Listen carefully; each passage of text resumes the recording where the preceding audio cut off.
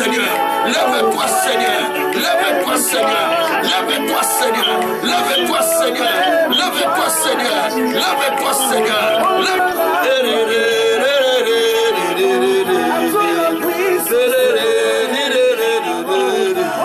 Merci Jésus. Merci Jésus. Merci Jésus. Jésus. Alléluia. Oh, tu es juste. Tu es miséricordieux. Tu es l'insondable. Tu es le Dieu fidèle. Tu es le Dieu d'amour. Le Dieu qui était, qui est, qui vient. Le Dieu qui ne change pas. Le Dieu qui est au-dessus de tout. Je te célèbre Jésus. Je te magnifie Jésus. Je te glorifie Jésus. Je t'exalte Jésus. Alléluia. Shakarababa. Merakoko shikayama. Merabroko shakayama. Merakashakaraba. Merci mon Dieu. Lire kotoko shakayama. La karako sakayama. Lira kashakarama. La broko sakayama. Matondoria kasakata mareka. Kundarakata koshakayama reka. Esa kondarika dako maria kasaka. Marenda rako shakaya broko sakayama. Masukeria koria konda kasakata reka. Mandoria kasakata mareka shikayama. Alléluia. Jésus, Jésus, Jésus. Alléluia. Je te célèbre mon Père. Je te célèbre mon Seigneur. Je te célèbre mon Dieu. Mon Dieu, personne n'est comme toi. Mon Dieu, personne n'est comme toi. Personne n'est comme toi. Personne n'est comme toi, Seigneur. Sois adoré, sois loué, sois magnifié, sois exalté, sois glorifié infiniment dans les siècles des siècles. Merci mon Dieu, merci mon roi, merci mon Seigneur, merci le véritable Dieu. Oh Père, merci Seigneur, surtout pour ces derniers mois, Père de l'année. Labroko Shakayama, Leraka Sakayama, Sheketa Baroke Sakayama, Rizakata Korakasha, Maratako Sakatamane, Lirako Shandara Baroke, et Yabroko Sakatamareka, Uraka Sandara Maroke Yako, Maluse Katalia Koma, Asekete Remoko Saya, Maluse Ketalokoria Katako Shakayama. Alléluia, Mesakataruku. Merci mon Dieu, merci mon Seigneur, merci mon véritable Dieu, merci le Dieu de gloire, merci le Dieu de grâce, merci le Dieu d'amour, merci le Dieu de justice. Kumisama, Pambolama, Netolama, Sajolama Nzamaboumou. Mon Dieu, mon Dieu, tu es là pour nous instruire, tu es là pour nous enseigner, tu es là Seigneur. La brokoshi karababa, Mesakarababa, Indabarakoshi karababa, Rubrokoshi tarababa. Merci Seigneur, merci mon Dieu, mon roi, merci mon créateur de cette terre. Alléluia, gloire et louange à ton nom Seigneur, Jésus-Christ. Merci Seigneur, Jésus-Christ. Gloire et louange à ton nom Seigneur, Jésus-Christ. Que Dieu encore soit loué infiniment, parce qu'il fait des choses qui dépassent notre entendement. Nous les remercions pour sa grâce et nous les remercions pour sa justice. Nous les remercions aussi pour sa miséricorde qu'il a pu manifester au milieu de nous par ce temps d'adoration. Parce que Dieu aime ceux qui tournent vers lui. Dieu aime ceux qui le cherchent avec foi. Dieu aime ceux-là qui consacrent leur vie à chercher le Christ avec foi. C'est de telles personnes à qui Dieu se révèle très souvent. Que Dieu soit loué.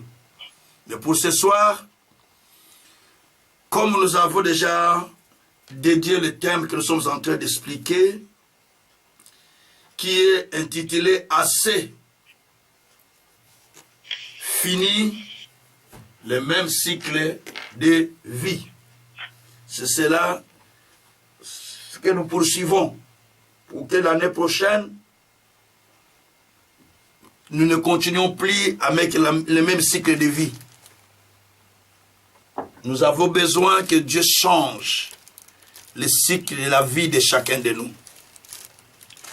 Ce n'est pas une histoire, ce n'est pas non plus un théâtre, mais nous sommes devant celui qui rémunère ceux qui le cherchent.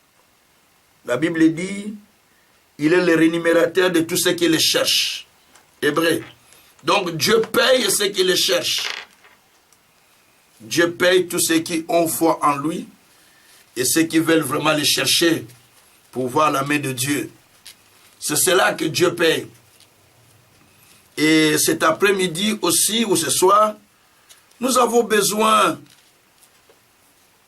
de développer encore un sous-thème, comme je l'ai dit.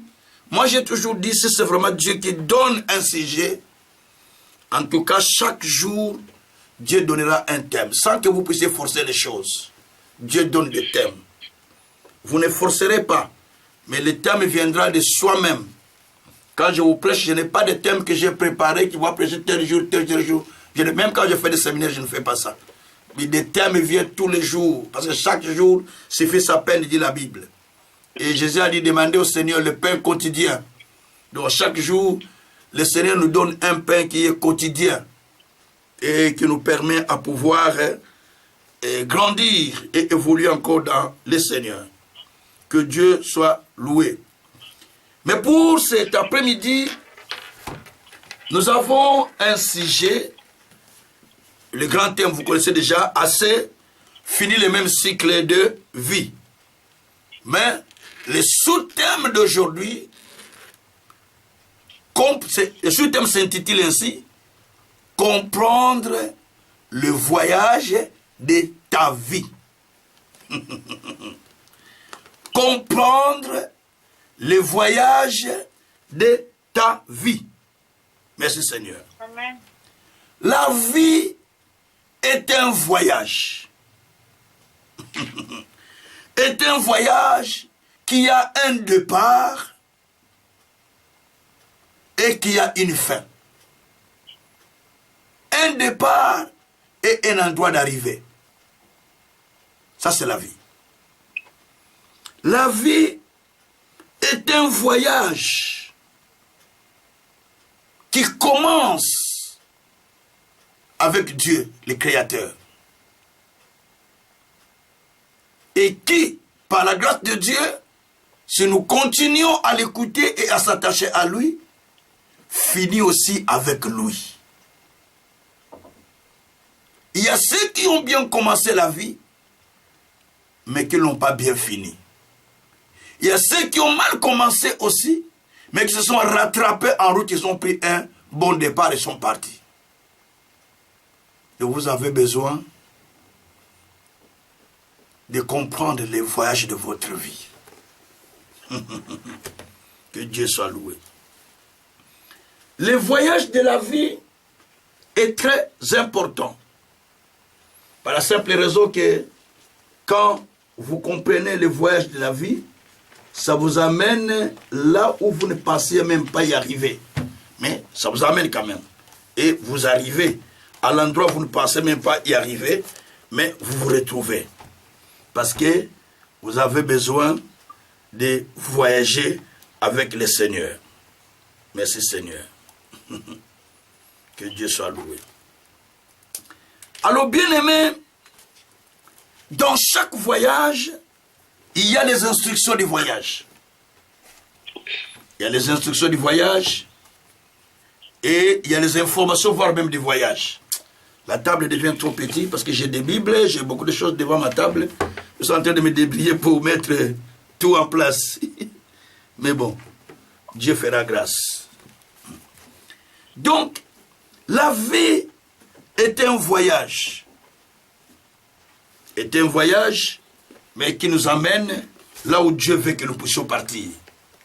Mais quand vous voyagez, vous devez connaître votre destination.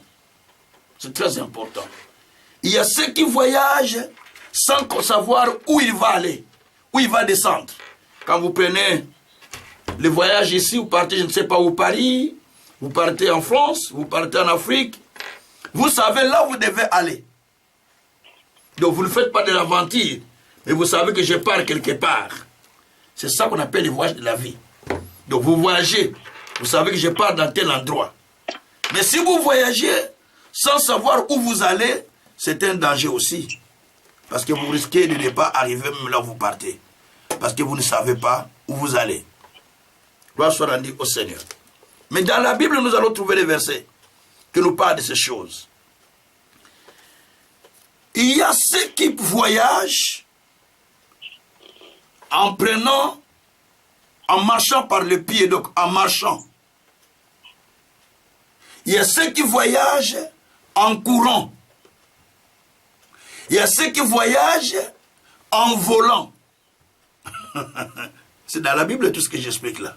Ésaïe 40, verset 30 à 31. Ceux qui se confient à l'Éternel, ils renouvellent leurs forces. Ils courent. Il y a ceux qui marchent.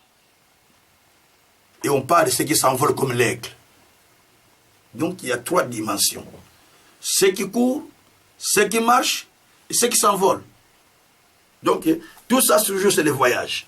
Mais ce qui est important, que vous arrivez à votre destination.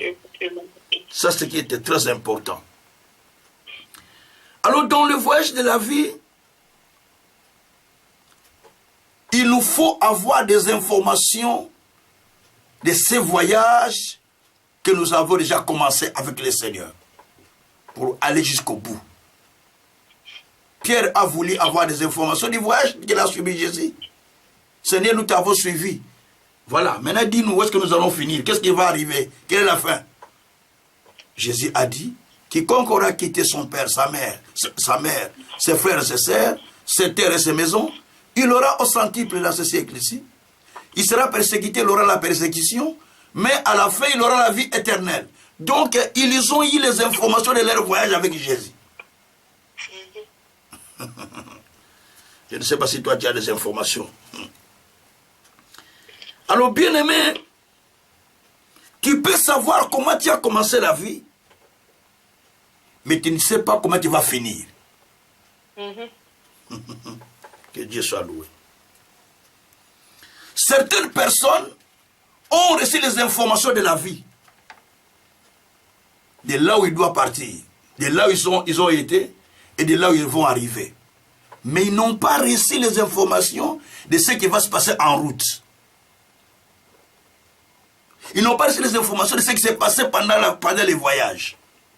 Ils savent que je vais quitter ici pour aller dans tel endroit. C'est le cas de Joseph. Il avait les informations de là où il doit partir. Parce qu'il a rêvé. Dieu lui a montré ça dans des rêves. Voilà de là où tu es et là où tu vas arriver. Tout était clair. Son père lui a expliqué. Donc tu veux dire que tu vas dominer plus tard sur nous. Donc il était content et conscient qu'il va dominer. Mais le problème, Dieu ne lui a pas expliqué comment il devait faire ses voyages. Qu'est-ce qui devait arriver pendant les voyages? Sinon, il allait se décourager. Si Dieu vous montre ce qui va arriver pendant les voyages de votre vie, vous allez vous décourager pour continuer la route. Oui. Dieu a dit, Exode, premier texte, chapitre 3, verset 7 à 8. Vous connaissez ce texte? C'est le texte de la rencontre de Moïse avec Dieu lorsqu'il a reçu la mission d'aller libérer les enfants d'Israël. Je suis dans Exode chapitre 3. Vous savez, j'aime beaucoup lire avec les papiers qu'avec les écrans, parce que comme j'ai mes yeux très bons, donc j'évite de lire beaucoup d'écrans, parce que j'ai toujours des écrans devant moi. Je protège celui qui est resté là, pour que je continue à prêcher comme ma vieillesse. Alors, il est dit au chapitre 3 d'Exode, verset 7, je commence jusqu'au verset 8. L'Éternel dit, je vis la souffrance de mon peuple qui est en Égypte. Et j'ai entendu les cris qui lui font pousser ses oppresseurs. Car je connais ses douleurs.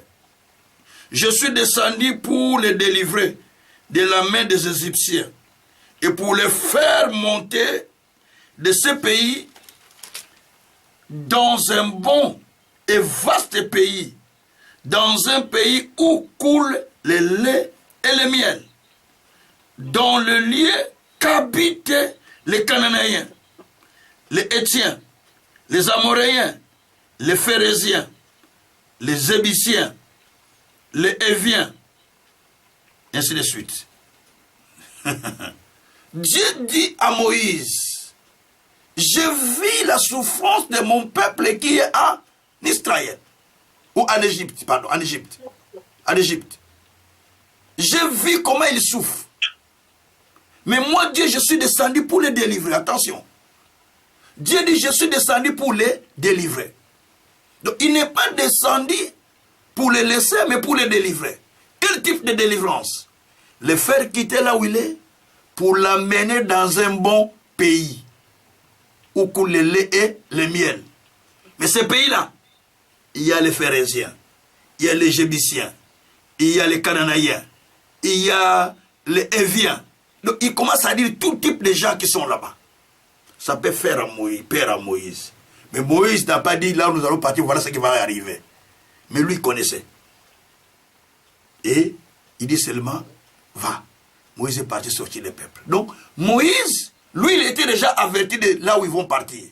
Et il a dit au peuple, voilà là où Dieu va nous amener.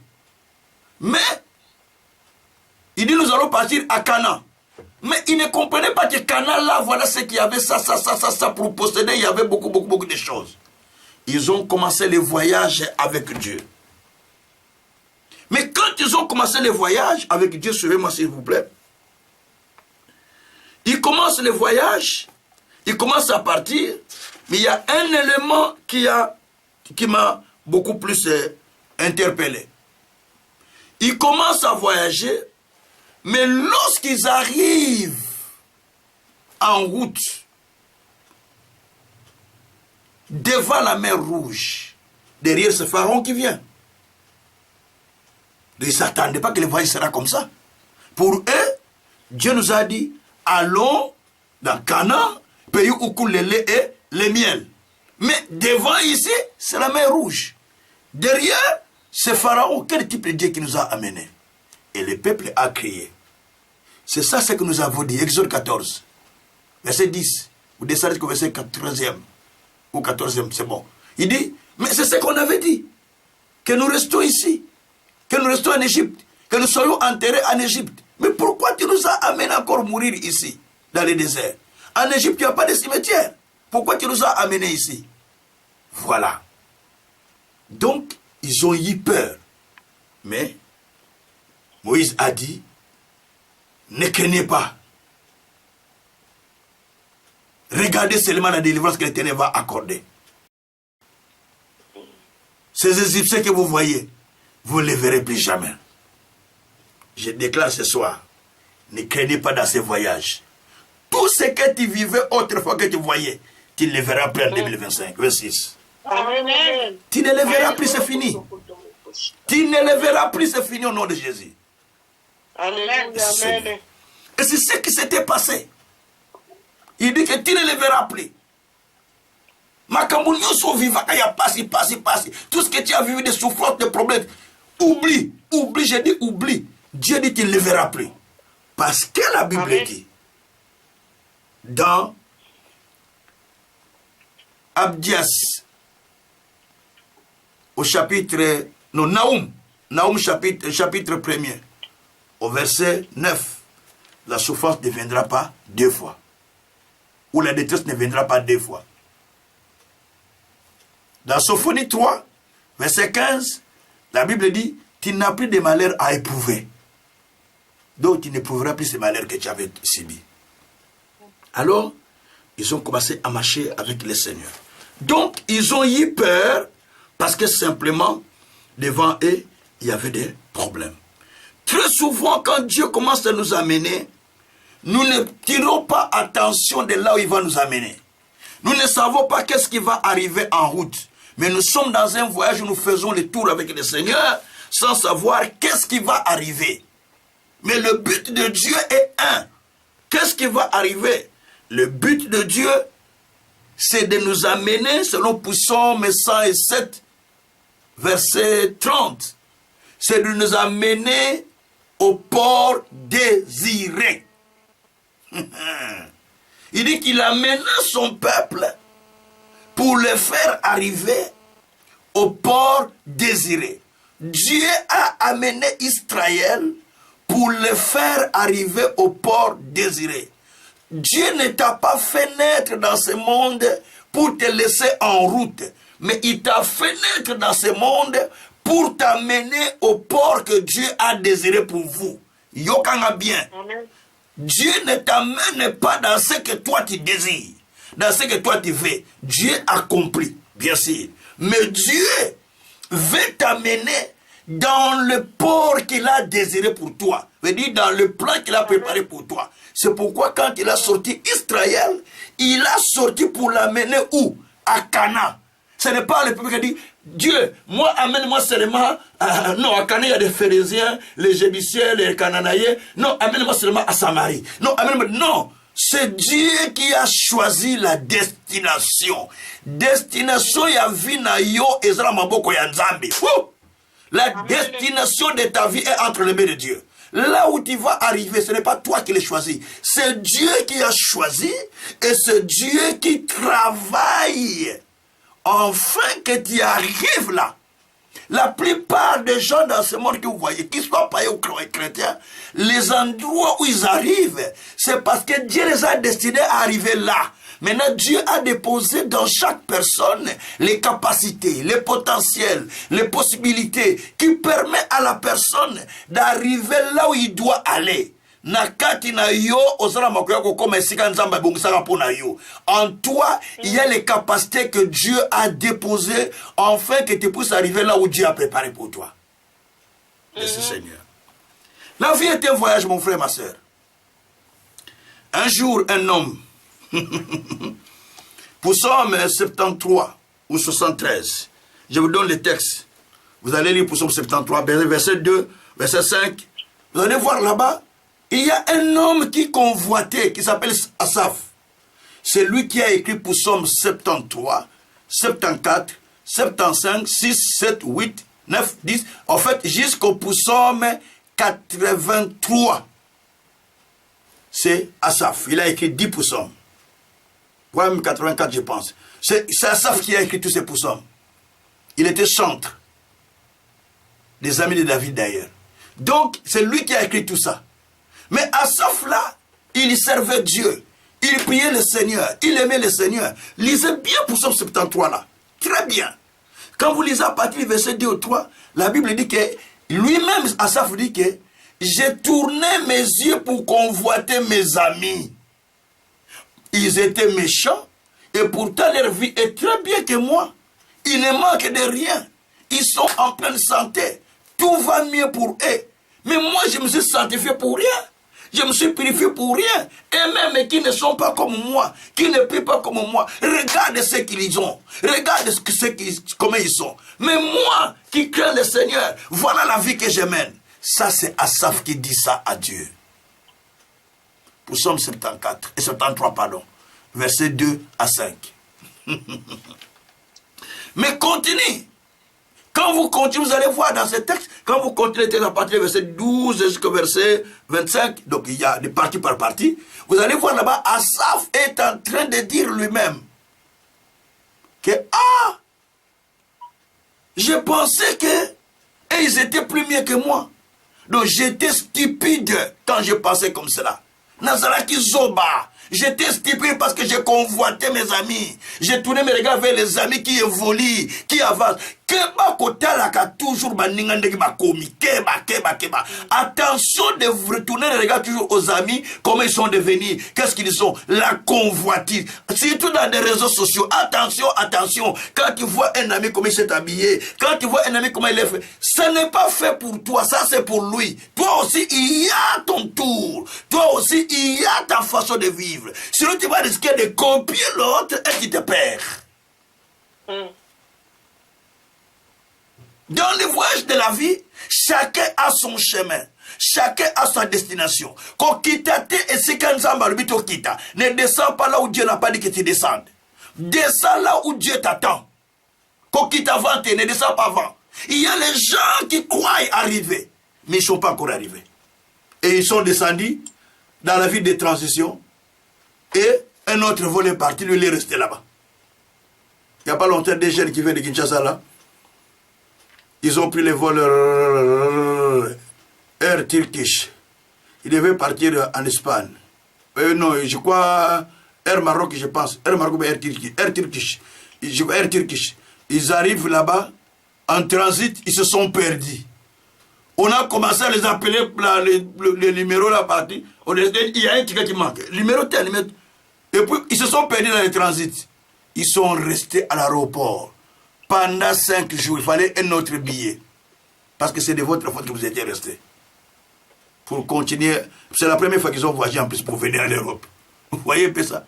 Donc tout ça, c'est pour vous montrer simplement comment, dans les voyages de vie, il faut savoir que Dieu vous amène quelque part.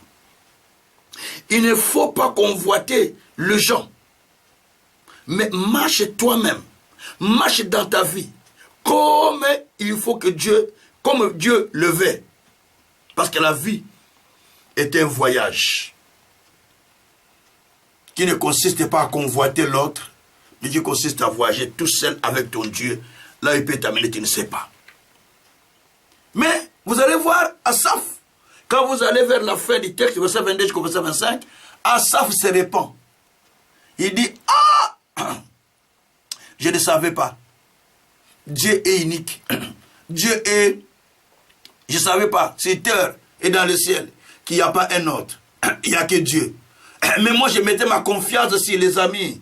Je mettais ma confiance sur les gens qui étaient élevés. Tout ça. Mais quand j'ai vu leur sort, le sort qui était réservé pour eux, j'ai dit non, non, non, non. Moi, je suis encore mieux que eux. Il a dit lui-même, moi, je suis encore mieux que eux. Dieu soit loué. Permettez-moi de prendre une gorgée. Il dit, ah, moi, c'est encore mieux que eux. Donc, il a compris. Attention, arrêtez de convoiter. Arrêtez de suivre les gens. Parce que chacun a sa vie. Chacun a la vie que Dieu lui a donnée. Nous sommes dans un voyage. Et chacun suit ce qu'il peut faire. Alors dans 1 Pierre chapitre 2 verset 11. 1 Pierre 2 verset 11. Oh, nous sommes en voyage, bien-aimés, sur cette terre. Si vous ne faites pas attention, vous n'allez pas arriver dans votre destination. Mais si vous faites attention, vous arrivez bien. Parce que dans des moments comme celui-ci, il y a beaucoup de choses qui se passent qui font que si tu n'es pas attentif à la voix de Dieu, si tu n'es pas bien fondé, tu te perds facilement. Il y a des prédicateurs qui se sont déjà perdus beaucoup parce qu'ils ont regardé à côté. Mais il y a aussi ceux qui ont gardé leur foi et l'intégrité, malgré les vents, mais ils ont gardé l'intégrité. 1 Pierre 2 verset 11. Allez, dans 1 Pierre 2 verset 11, on nous dit, bien-aimés, je vous exhorte comme étrangers et voyageurs sur la terre, à vous abstenir des convoitises charnelles qui font la guerre dans l'âme. Oh oh. Je vous exhorte, frères, comme étrangers sur la terre et comme voyageurs. Donc nous sommes des voyageurs. Retenez bien, nous sommes des voyageurs. Je vous exhorte comme des voyageurs qui sont en train de voyager. Mais pendant votre voyage, je vous exhorte de ne pas, de faire attention, de s'abstenir des convoitises qui se passent dans votre intérieur. De la convoitise là, qui se passe dans votre cœur, qui crée même la guerre au fond de vous. Cette convoitise crée les combats au fond de vous-même. Certains combats que vous avez, ce n'est même pas Satan. C'est le combat de votre intérieur. Makambozo Kanisa, ce que tu penses, ce que tu décides, ce que tu as toujours besoin de... Yaya, arrêtez un peu les aventures. Toi, tu crois que ce que toi tu penses, c'est ce que tu vas avoir toujours? Non. Tu crois que ce que les autres ont, c'est ce que toi tu vas avoir? Arrêtez les convoitises charnelles. Dieu dit, je vous exhorte comme des voyageurs sur la terre, de ne pas convoiter. De ne pas convoiter ce que les autres ont. De ne pas convoiter. Abstenez-vous de convoitise. Cette convoitise qui fait la guerre dans votre intérieur. Dans ton cœur, il y a des combats à cause de ce que tu es en train de convoiter. On ne pas avant quoi. Tu meurs avant. Parce que tu ne fais que convoiter. Oh les autres. Oh. Tu pars vite. Pourquoi? Parce que la convoitise t'a détruit. Alors que tu devais arriver à l'endroit que Dieu avait préparé. Mais toi-même, tu as diminué ta longévité. Non. C'est pourquoi certaines choses, tu n'as pas besoin de regarder. Quand tu regardes, tu commences à dire, ah, il faut regarder ça la bouille. Tout le monde dans ce monde ne s'habille pas de la même manière. Tout le monde ne roule pas en même voiture. Tout le monde n'habite pas dans les mêmes maisons. Tout le monde ne parle pas la même langue. Donc il y a diversité. Tout le monde ne va pas finir ses études. Non. Tout le monde ne va pas étudier comme ceux qui ont beaucoup étudié. Non. Chacun a un don que Dieu lui a donné, comme Bisso. Et il y a un don quand ça va salir.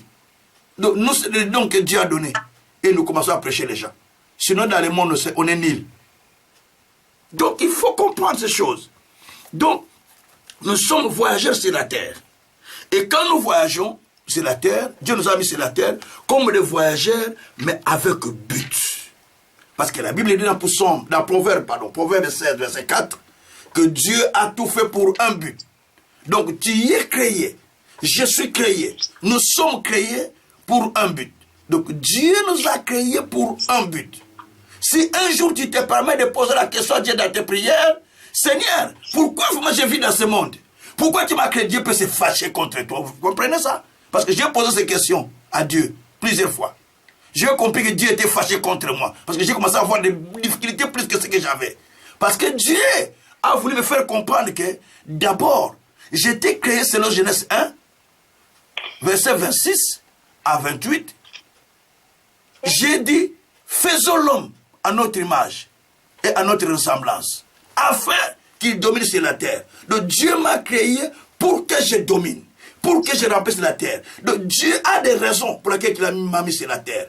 Je domine, je remplisse la terre, je fais ce que lui voit que c'est important pour moi. C'est ce que Dieu a fait. Donc cela veut dire quoi? Donc il a fait des choses qui étaient importantes pour moi. Il m'a créé pour quelque chose, pas pour aventure. Il m'a créé pour que je domine, pour que je règne sur la terre. Si vous posez la question à Dieu, pourquoi tu as mis Adam dans le jardin d'Éden?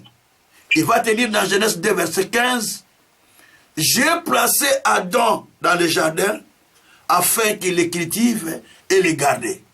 La Bible dit qu'il plaça l'homme dans le jardin pour les cultiver et les garder. Maintenant, pose la question à Dieu, mais pourquoi moi tu m'as mis sur la terre? À quoi pourquoi tu es dans mon kilio? Il va te dire pourquoi il t'a mis sur la terre. Ce n'est pas pour être comme Antoinette. Ce n'est pas pour être comme Marguerite. Ce n'est pas pour être comme Gabriel. Ce n'est pas pour être comme Antoine. Non, non, non, non, non. Chacun doit être authentique. Tu dois être authentique. Oza okokana mutute na mukilo, tu n'es pas semblable à quelqu'un dans ce monde. Oza kaka yomoko, tu as été façonné seulement toi-même, il est unique. Il n'y aura pas deux casins, il n'y a qu'un seul. Même si nous aurons de nos casins 500, mais un seul casin, avec son comportement, avec son langage, avec sa foi, avec sa manière. Chaque mutuna foi naïe, chacun a sa foi. La Bible dit que Dieu a donné à chacun un degré de foi d'ailleurs, une partie de foi, une dimension de la foi qu'il a donné à chacun. Une mesure de foi qu'on dit la Bible. Il a donné à chacun une mesure de foi. Donc, il faut comprendre toutes ces choses. Dans le voyage de la vie, tu es en train de voyager avec le Seigneur parce qu'il a une raison pour laquelle il t'a établi sur la terre. Il veut que tu ailles plus loin. Mais attention, quand est-ce qu'a commencé ce voyage? Question. Le voyage de la vie a un commencement. Je l'explique. Quand vous allez dans Ésaïe 49, verset 1 à 2, la Bible dit, quand tu étais encore dans le sein de ta mère, je t'avais connu. À la naissance, je t'avais établi. Suivez bien ce que j'ai dit. Donc depuis le sein de ta maman, Dieu t'a connu. À la naissance, Dieu t'a établi. Pourquoi établi? Il t'a établi sur la terre pour devenir ce qu'il a préparé que toi tu deviens. Amen. C'est pourquoi il t'a établi sur la terre. Je ne parle pas de quelqu'un qui croit en Dieu là. C'est le mal qui est sorti à partir du ventre, païen ou croyant, mais à partir du ventre, Dieu te connaît. Donc, la Bible dit, à la naissance, Dieu t'établit dans ce que tu dois être. Mais Dieu ne peut pas établir quelqu'un pour les malheurs. Non, non, non. Parce qu'il a dit, je les ai établis. Il dit, je les ai... Alors l'expression m'échappe. Allez. Il a dit quoi? Bon, Jérémie 32, verset 40 à 41. Je les ai plantés véritablement dans ce pays. Et je vais leur faire du bien que j'avais promis.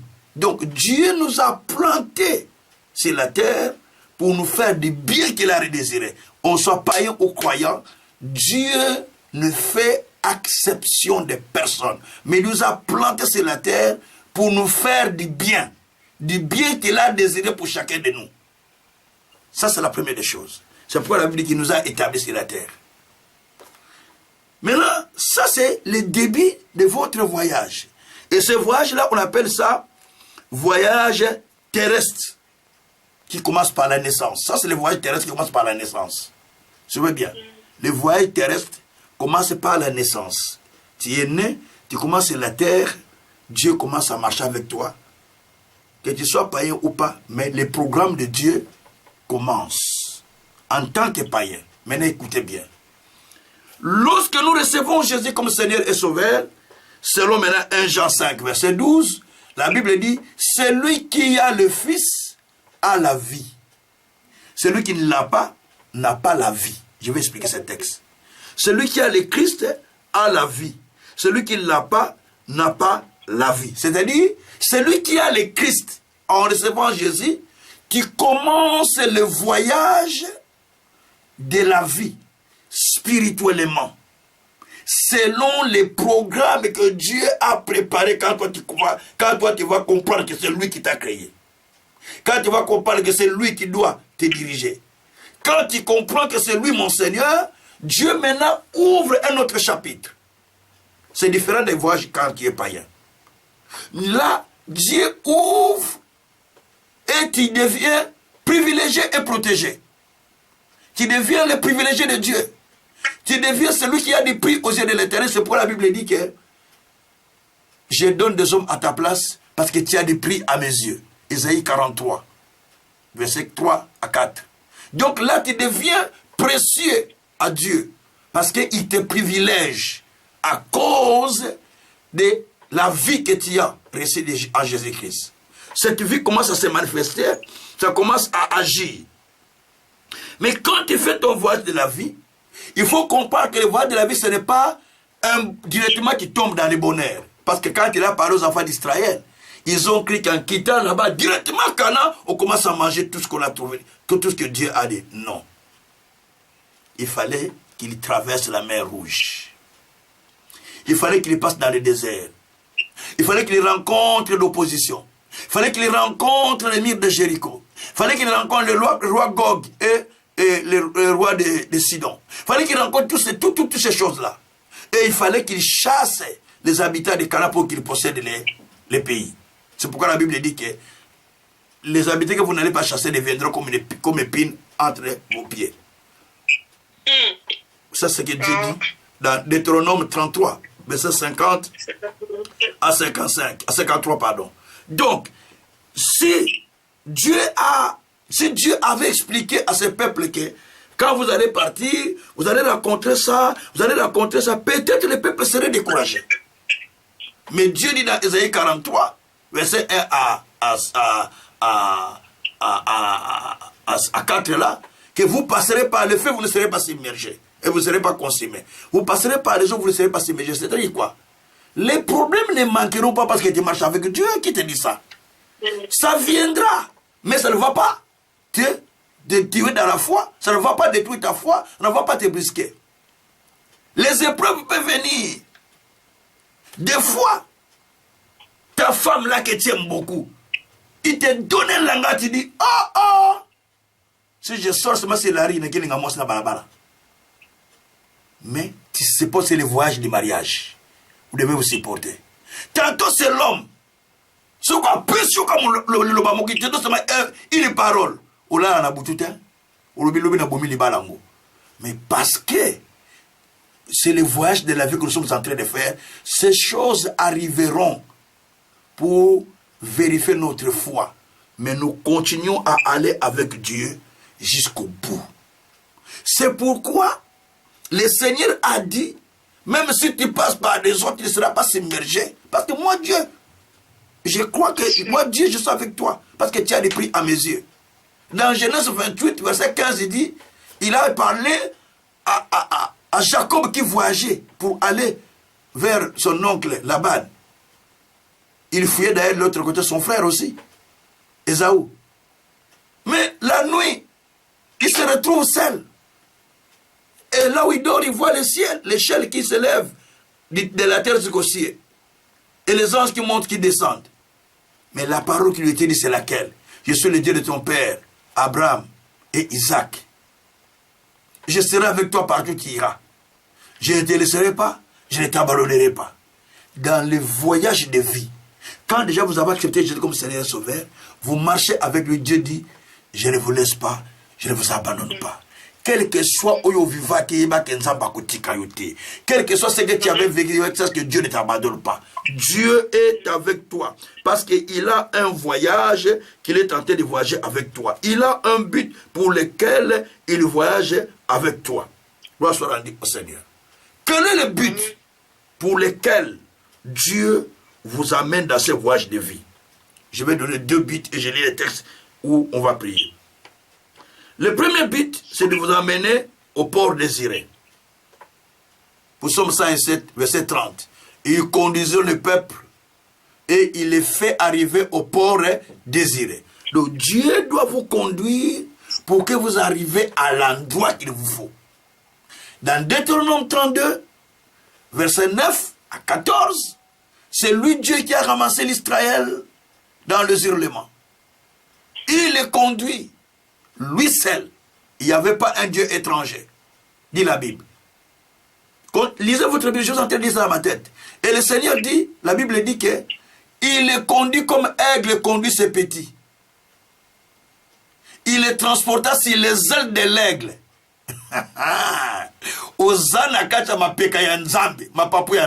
Il dit qu'il te transporte dans les ailes de l'aigle. Donc nous sommes sur les ailes de l'aigle, qui est le Seigneur lui-même. C'est lui qui nous transporte.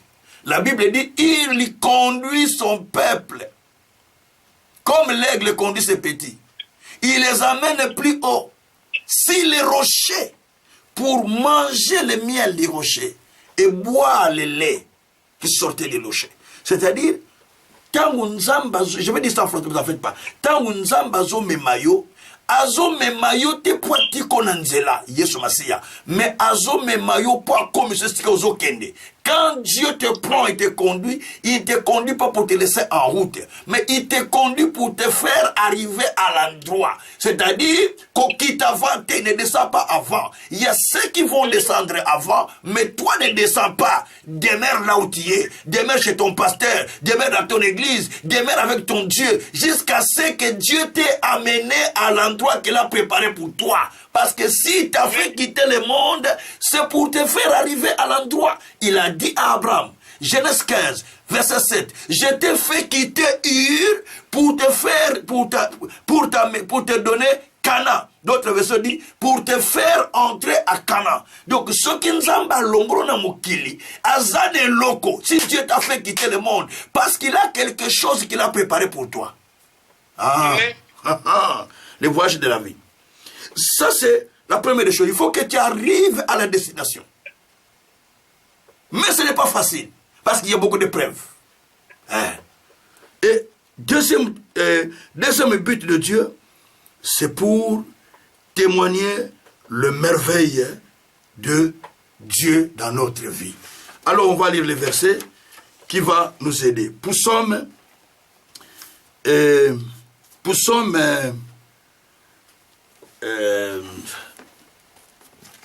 71, 71, verset 20 à 21, et puis je vais lire Psaume 107. Psaume. Alors, dans ce voyage que vous faites, vous pouvez croire que Dieu vous a abandonné. Vous pouvez croire que Dieu n'est pas avec vous. Vous pouvez croire que Dieu ne vous écoute pas, mais pourtant Dieu vous écoute. Et pourtant Dieu est en train de vous conduire de sa manière.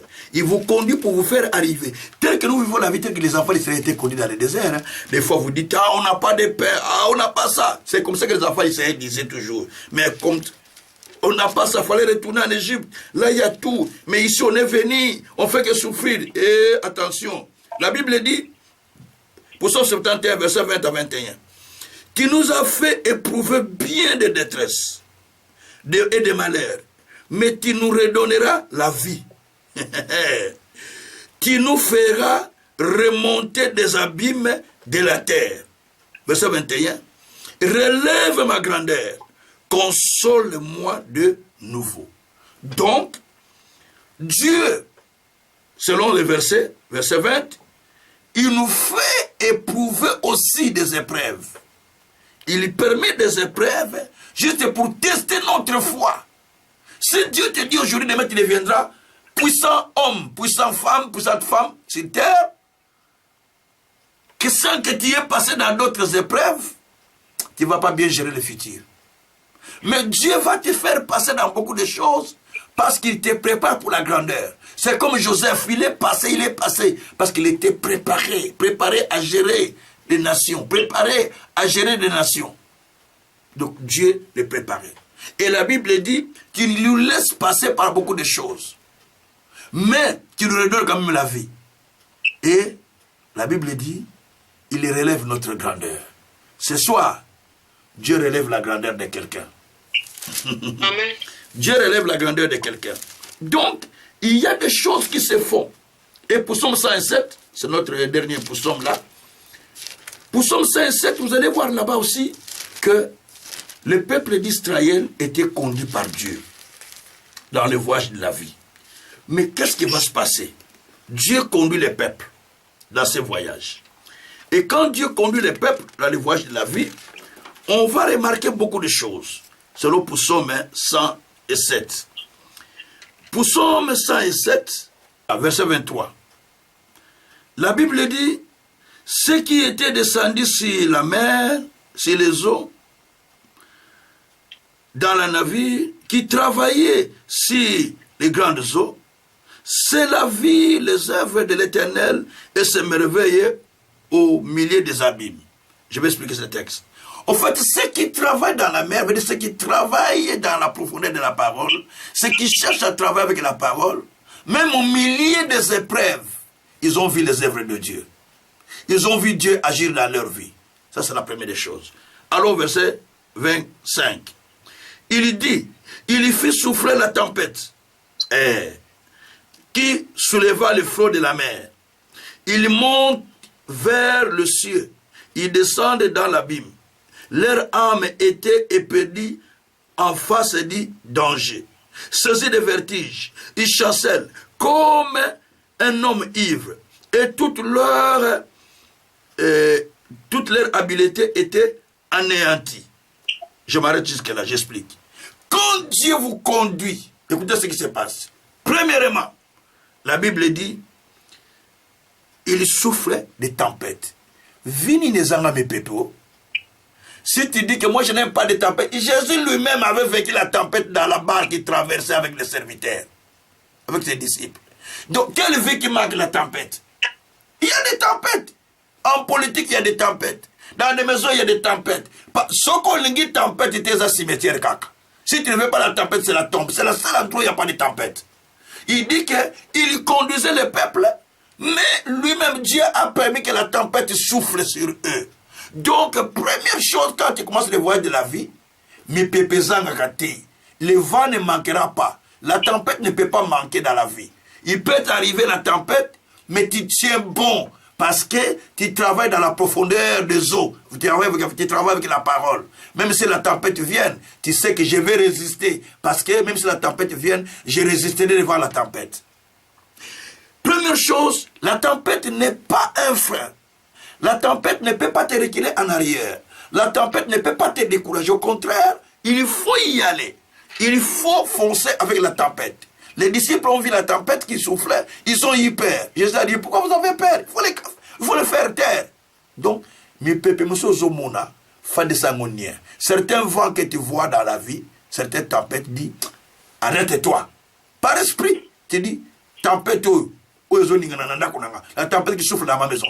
Arrête-toi. La tempête va commencer. Et l'écoute, va commencer à se baisser. Mais si toi tu pars de la même dimension que la tempête vient, toi c'est la toi, si tu dis, on n'affronte pas la tempête comme ça. L'aigle, quand la tempête souffle, lui il étend ses ailes. Il se laisse couler par la tempête qui souffle. Donc il dit, n'a pas besoin d'en monter. Allez! Donc il étend ses mains, il commence à naviguer, à aller jusqu'à l'endroit où il doit partir. Donc, que la tempête que tu rencontres ne puisse pas te retourner en arrière. C'est cela qui fait que la vie ne change pas souvent. Parce que mi pépé, tellement il est gaming, tellement que les vents soufflent trop. Quand les vents soufflent, toi, tu veux affronter les vents. Toi, tu veux... Non, les vents, on n'affronte pas. Il faut parler au vent. Pas l'affronter. Jésus n'a pas affronté le vent, mais il a parlé au vent. Et le vent s'est calmé. Toute situation que tu vois qui commence à s'élever a besoin d'entendre ton ordre. Jésus a dit aux tempêtes, calme-toi. La tempête s'est calmée. Donc, il faut parler à la tempête qui s'élève dans ta maison, dans ton couple, si tes enfants, dans ta vie, dans ton travail, dans ton ministère. Parle à cette tempête. Elle a besoin d'entendre ta voix pour qu'elle se calme. Parce que tu es en train de faire un voyage. Ça ne peut pas être un obstacle. Deuxièmement, la Bible dit que la tempête là amène le flot. Et Marabambogue, ça amène le flot. Deuxièmement, la Bible, le verset 26, la Bible dit qu'il montait, il descendait dans l'abîme. C'est-à-dire, il y a un temps, vous sentez, vous êtes monté, après vous descendez vraiment comme des difficultés que vous voulez, comme vous voulez couler. Vous n'allez pas couler. Parce que celui qui vous conduit, il est avec vous. Il ne peut pas vous laisser. La Bible dit qu'il y a des moments où vous descendez dans l'abîme, vous descendez dans la profondeur. Vous montez, vous descendez dans l'abîme. C'est comme vous perdez la foi. Mais ne perdez pas la foi parce que c'est un voyage que vous êtes en train de faire. La vie, retenez bien, la vie est un voyage. Il faut comprendre le voyage de la vie. Comment on voyage dans la vie. Tu ne peux pas faire un voyage de la vie sans rencontrer l'opposition. Sinon tu voyages avec Satan. Bishop David Oyedepo dit toujours, si quelqu'un fait un voyage de la vie sans avoir rencontré les oppositions dans la vie, c'est qu'il voyage avec Satan. Satan dit que tranquille pour ça. Mais si tu es de Dieu, tu vas rencontrer l'opposition. Jésus a rencontré l'opposition même. Dans la mer, les vents s'est levé. Sur la terre, les gens se sont levés contre lui. Voilà. Donc, il dit ici que il chancelait, et la Bible dit que il descendait, il montait. Par moments, au matin, même dans les églises, tu vois, ça descend, ça monte. Ce n'est pas grave. Ce sont des choses de la vie. Ça doit arriver dans la vie. C'est parce que vous êtes en voyage.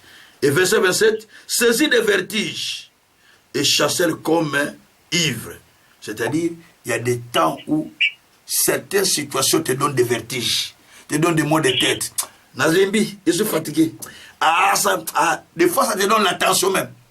Parce que c'était un problème, tu dis, je ne supporte plus, j'aime la tension à cause de ça. Parce que ça doit arriver dans la vie. Tout cela, ça arrive. Et par moments, tu perds ton habilité. Tu perds les capacités de la Bible.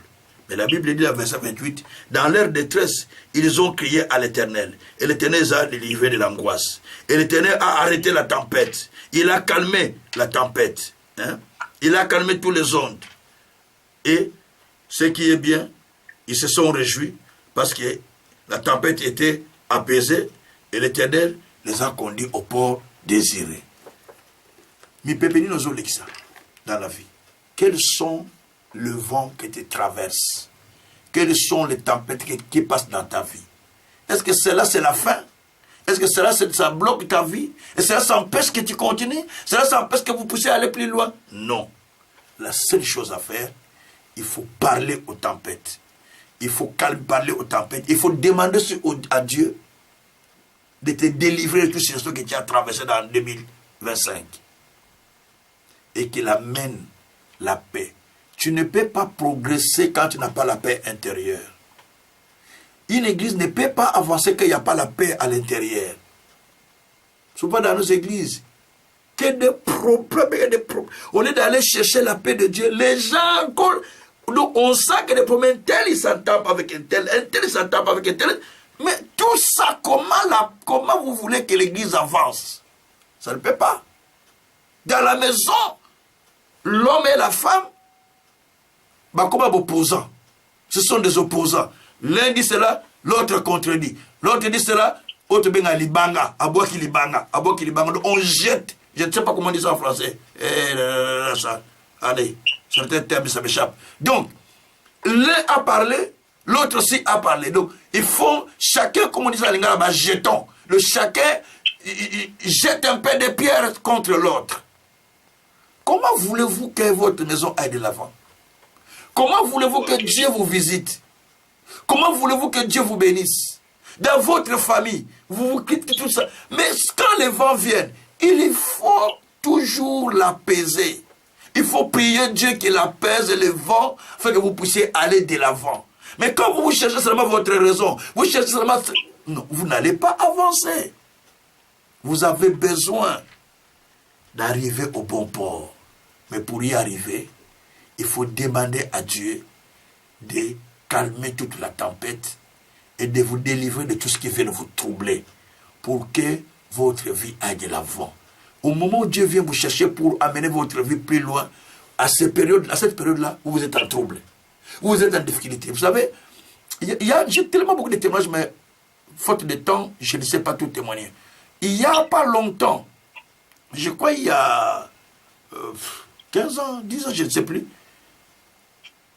il y avait une famille, des pasteurs en fait, c'était un pasteur et sa femme. Au moment où ils étaient prêts, ils ont acheté la maison au Congo, ils ont commencé à faire des affaires, tout commençait à aller mieux. À ce moment-là, les troubles ont commencé à la maison, pas d'entente, pas tout ça. Ils ont commencé à discuter, je suis allé 2 fois dans la maison pour parler avec. J'ai expliqué. Et pas la femme a chassé l'homme de la maison. L'homme est parti. Il est allé vivre dans un quartier tout près de Gabigarde ici. Papa, il est resté là pendant 6-7 mois. Les gens ne savaient pas l'église. C'est moi celui qui savait qu'il n'est pas à la maison. Avec une autre personne. Et puis, à un moment, on entend que la femme est atteinte de telle maladie. Ah. Mais vous serez qui n'a bien. Comme vous êtes bien, pour vous arriver à ce point-là. Tout cela pour nous montrer simplement que nous devons faire très attention. Au moment où Dieu veut nous visiter, il a besoin de nous trouver en paix. Faisons tomber les petites choses qui peuvent nous empêcher. Parce que nous sommes voyageurs sur la terre. Tous en voyage à vie. On est en train de voyager pour aller là où Dieu nous amène.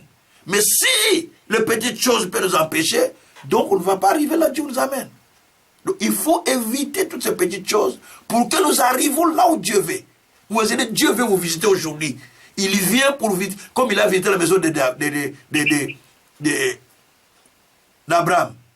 C'est ce jour-là, Abraham il avait des mésententes avec Sarah. Dieu allait passer, dit c'est fini, je passe. Je suis venu, mais regarde ce qu'il y a dans cette maison. Mais il y a des moments où Dieu nous visite, mais nous ne faisons pas attention. C'est pourquoi Luc a dit, chapitre combien encore? Allez, je sais que verset 41, mais le chapitre m'échappe. Je ne sais plus si c'est Luc 13, mais le chapitre m'échappe. Où le Seigneur a dit, Jérusalem, Jérusalem, si tu savais l'état de ta visitation, parce que tu n'as pas voulu savoir, maintenant, tu seras serré de tous côtés. Donc, quand tu es distrait, le blocage vient de tous côtés. Mais quand tu te concentres devant Dieu, tu ne veux pas être distrait, tu vas voir que les portes commencent à s'ouvrir beaucoup parce que tu es concentré devant Dieu, tu ne veux plus avoir des distractions. Cette année qui va commencer, évitez un peu de distractions. Restez concentré dans ta vie, sur ta vie et sur la chose de Dieu. Tu vas voir ce que Dieu va faire. Nous allons parler simplement à Dieu d'enlever tous les vents qui souffrent, de faire taire. Il ne va pas enlever, de faire taire seulement les vents qui souffrent dans nos maisons, les vents qui souffrent dans notre vie, les vents qui souffrent dans nos enfants, les vents qui souffrent sur nous-mêmes. Que tous ces vents-là se taisent. Que Dieu nous délivre pour nous amener là où nous devons partir. Dites à Dieu, amène-moi là où tu as voulu pour moi. Mais fais calmer toutes les tempêtes dans le chemin. Mais amène-moi là où je dois aller. Là où tu as pris pour moi. Prions le Seigneur. Alléluia. Seigneur Dieu Tout-Puissant, amène chacun de nous là où nous devons partir, Seigneur. Tout en Seigneur, en nous délivrant de tout ce qui peut arriver, Seigneur. Calme la tempête qui se lève dans nos vies. Calme la tempête qui se lève dans nos vies. Délivre-nous, Seigneur. Amène-nous là où nous devons partir. Amène-nous là où nous devons partir. Calme la tempête dans notre vie, Seigneur. Calme la tempête dans notre vie, Seigneur. Mais amène-nous, Seigneur, là où nous devons arriver. Tu nous as amenés pour aller là où tu veux, Seigneur. Nous sommes dans un voyage, Père, qui nous amène là où tu veux. Seigneur, amène chacun de nous, Seigneur, là où tu as désiré, Papa.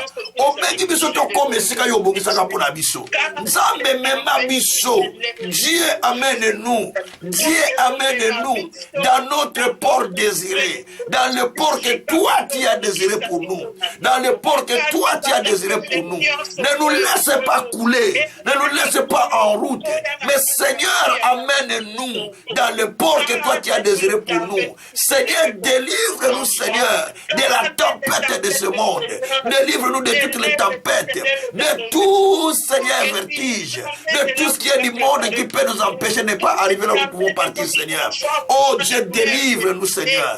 Délivre-nous, Seigneur, de toute tentation, de tout mal, de tout péché, de toute désobéissance, de tout ce qui peut empêcher, Seigneur, notre arrivée, Seigneur, notre arrivée, Seigneur, au port désiré. Seigneur Dieu, éloigne cela, Seigneur. Papa, éloigne cela, Seigneur. Enlève toutes les tempêtes, Seigneur, qui sillonnent sur nous. Papa, les tempêtes qui sillonnent nos maisons, les tempêtes qui souffrent des familles, les tempêtes qui souffrent dans les ministères, Seigneur. Papa, je te prie, mon Dieu. Je te prie, mon Seigneur.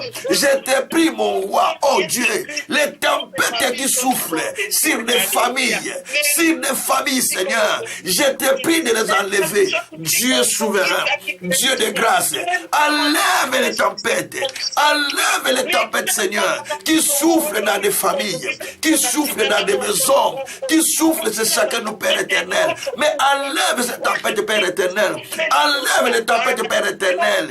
Enlève les tempêtes, Père éternel. Amène-nous, Seigneur, au port désiré. Amène-nous, Seigneur, au port désiré. Comme il s'habille ce Seigneur qui nous amène. Fais-nous arriver à ton port désiré. Comme qu'il a souhaité notre Dieu. Oh, souverain potier. Seigneur, délivre-nous. Seigneur, délivre-nous. Seigneur, calme toutes les tempêtes qui sillonnent contre nous. Toutes les tempêtes qui soufflent contre nous. Toutes les tempêtes qui soufflent, Père éternel. Calmez-les, Seigneur.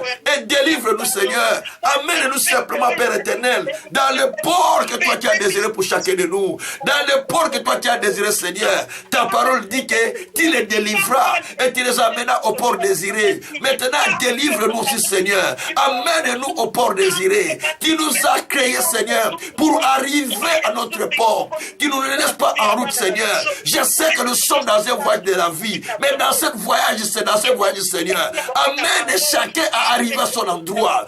Amène chacun à arriver à son endroit. Amène chacun à arriver à son endroit pour témoigner ta grandeur. Au nom de Jésus-Christ.